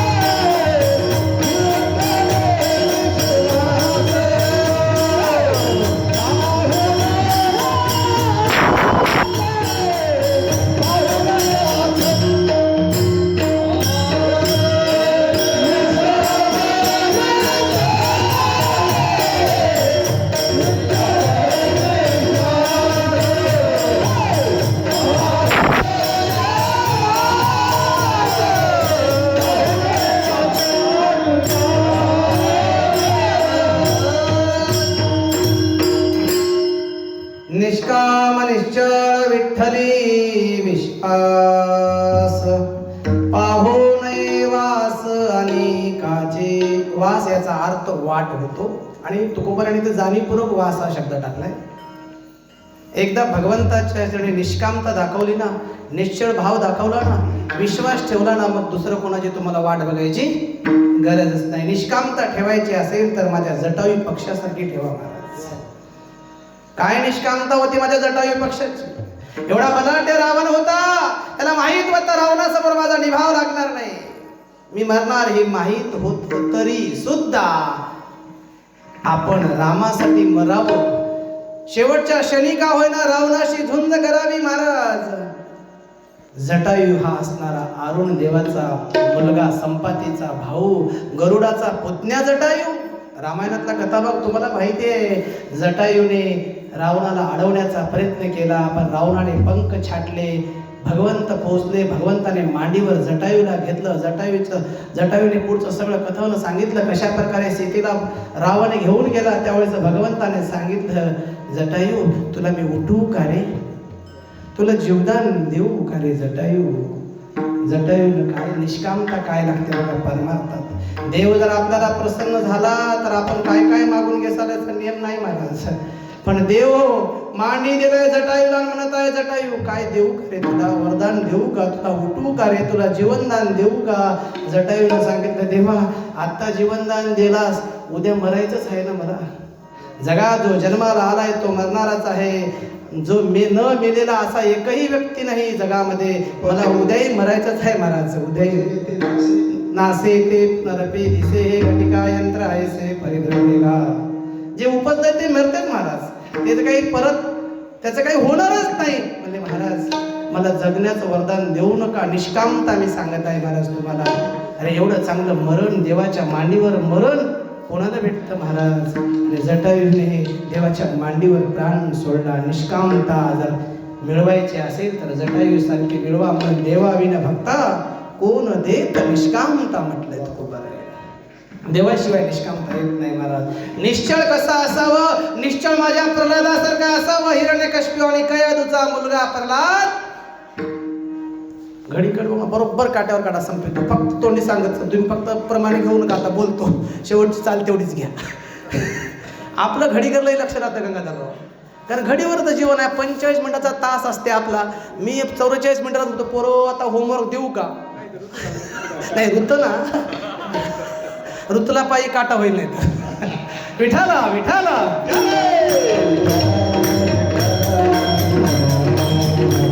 निश्चळ असावं माझ्या प्रल्हादासारखं महाराज. हिरण्यकश्यपूचा दैत्याच्या कुळात प्रल्हाद जन्मला महाराज, पण बिलकुल ढळला नाही, बिलकुल ढळला नाही महाराज. उकळत्या तेलात टाकलं, कडेलोट केला, हत्तीच्या पायाखाली टाकलं, आगीत सुद्धा फेकलं तरी माझा प्रल्हाद नारायण नारायण नारायण नारायण म्हणत नाही का. भगवंताचा जप माझ्या प्रल्हादाने सोडला नाही. म्हणून न करी संग राहिरे निश्चळ लागो नेती मळ ममतेचा म्हटलंय. निश्चळ असं हा, म्हणून निश्चळ असा असावा महाराज. न करी दुसरं प्रमाण, न करी तळमळ राहे रे निश्चळ. बरं काय, तळमळ करून निश्चळ राय कशासाठी, जरी पंढरीराव पाहिजे, देव पाहिजे तर निश्चळ राहावं लागतं महाराज. कोणासारखं, प्रल्हादासारखं महाराज. प्रल्हादासारखं राहावं लागतं. तेवढी निश्चळता असेल तर परमार्थ तुम्हाला कमी पडणार नाही. निष्कामता जटायूकडून शिकावी, निश्चळता प्रल्हादाकडून शिकावी, विश्वास कोणाकडून शिकावा महाराज. नामदेवरायाच्या दरबारात बादशाहानं गाय मारून आणून टाकली आणि म्हणलं तुम्ही भक्ता संता साधू हा, एवढा देवावर तुमचा विश्वास आहे, मेलेली गाय उठवून दाखवा. नामदेवानं सांगितलं, का नाही उठवणार, फक्त 4 दिवसाची सवलत द्या. नामदेव 4 दिवस जागेवरच थांबले कीर्तन करीत. आता जर मी पुढे 11च्या पुढे गेलो तिथं कोणीच थांबणार, मी एकटाच थांबतो. फार तर हे घोंगडेवाले थांबतील. आपलं घोंगडं वय उद्या कुठं घेऊन जाऊ, कोणाचं वय व्यंकटरावाचं, तुम्ही तर थांबताच. आणि तुमच्याशिवाय थांबणार कोण आहे माझ्यासाठी, तुम्हाला थांबावंच लागणार आहे. 4 दिवस कीर्तन केलो, काही उठले नाही. मी काय 4 दिवस करणार नाही, पुढच्या महाराजाला यायची वेळ आहे, त्याच्यामुळे 4 दिवसाचा काही वेळ करू नका. फार थोडा वेळ, अजून एक 5-10 मिनिटं मी बोलेन. पण 4 दिवस नामदेवाने सतत कीर्तन केलं आणि देव चौथ्या दिवशी आले, गाय उठवली, नामदेवाला राग आला आणि देवा म्हणले 4 दिवस लावतात काय म्हणले यायला, जीव जायची वेळ आली की म्हणले माझी इतका कुठं सत्व पाहतात का म्हणजे भक्त म्हणता, प्रेम शिरोमणी म्हणता, सगळ्यात जवळचा भक्त म्हणता. देवानं म्हणलं तू म्हणाव की आताच उठितो, 4 दिवस कसाला म्हणलास, तुझी चूक आहे मला मयावर खापर पडतास काय, चूक तू करायचं बिल माझ्या नावानं फाडायचं, तू म्हणाव की आताच उठितो. हा विश्वास आहे महाराज. म्हणून सत्य हे सत्य असतं महाराज, सत्य कधीच लपत नसतं. परमार्थात सत्याला फार महत्व आहे, पण खऱ्याचं खोटं करणारे फार आहेत. विनोद चांगला नाही इकडे महाराज म्हणून एक छोटासा विनोद सांगतो. या अभंगाच्या अनुषंगाने श्रीलंकेत अंधारी नावाचं पोरग होतं. ते पोराला खऱ्याला खोटं आणि खोट्याला खरं करत गेले. रोज खोट्याला खरं म्हणावं, ते पोरग खोट्याला खरं म्हणावं आणि खऱ्याला खोटं म्हणावं. एका दिवस त्याला कोणीच भेटलं नाही, त्याला वाटलं बापाचीच बघावाच, बापाचीच बघावं म्हणलं पोरग.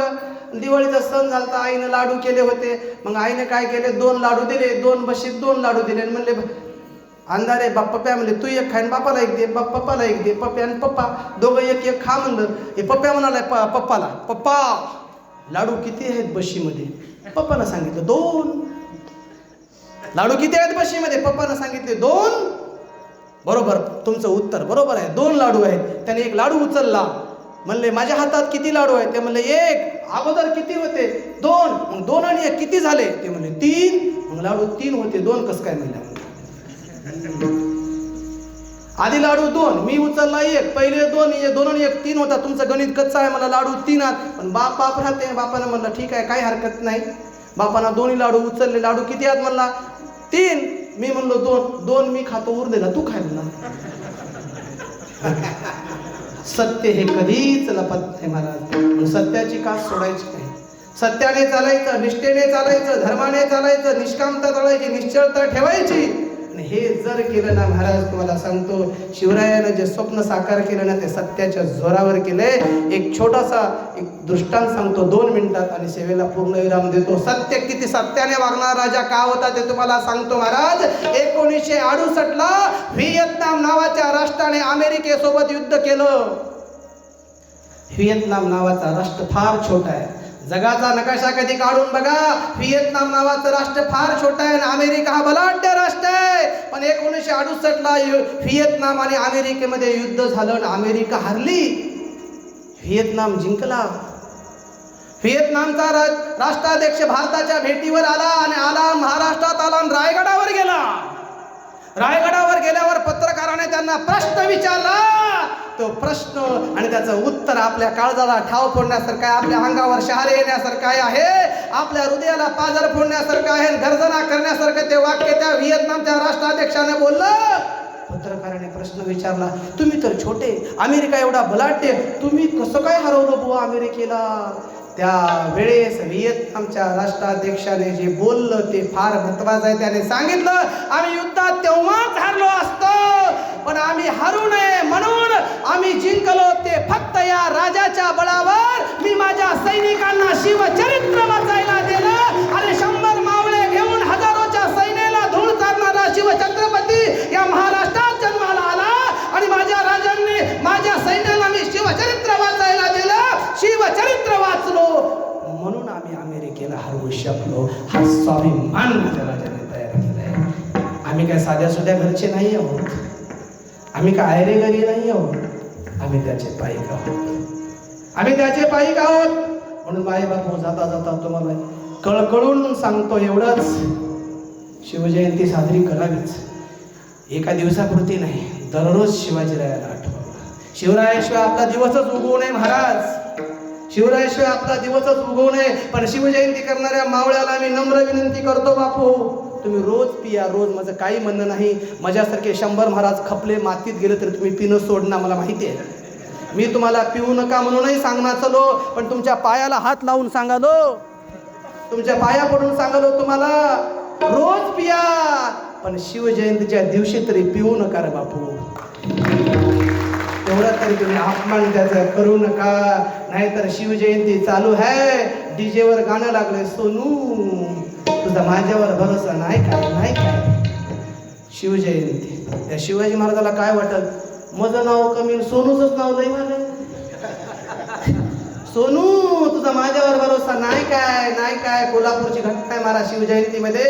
एक इंदुलकर नावाचा मावळा गेला आणि त्यानं डीजेचं बटन बंद केलं आणि सांगितलं असे फालतू गाणे लावू नका, आपण शिवछत्रपतींचे मावळे आहोत. आणि माईक हातामध्ये घेतलं आणि सांगितलं सोनू माझा तुझ्यावर भरोसा नाही, माझा ज्याच्यावर भरोसा आहे त्याचं नावच आहे शिवराय, त्याचं नावच आहे शिवराय. हे शिवरायाने केलेलं आहे महाराज. एवढी निष्ठा लागते, प्रत्येक गोष्टीसाठी निष्ठा लागते. आणि अशी जो कोणी निष्ठा ठेवतो, असा जो कोणी निष्कामतेने वागतो, असा जो कोणी निश्चल राहतो, असा जो कोणी विश्वास ठेवतो, असा जो कोणी स्वधर्माने चालतो, असा जो कोणी निर्धाराने चालतो, त्याला भगवंत कधीच दूर लोटत नाही. अभंगाचा शेवट.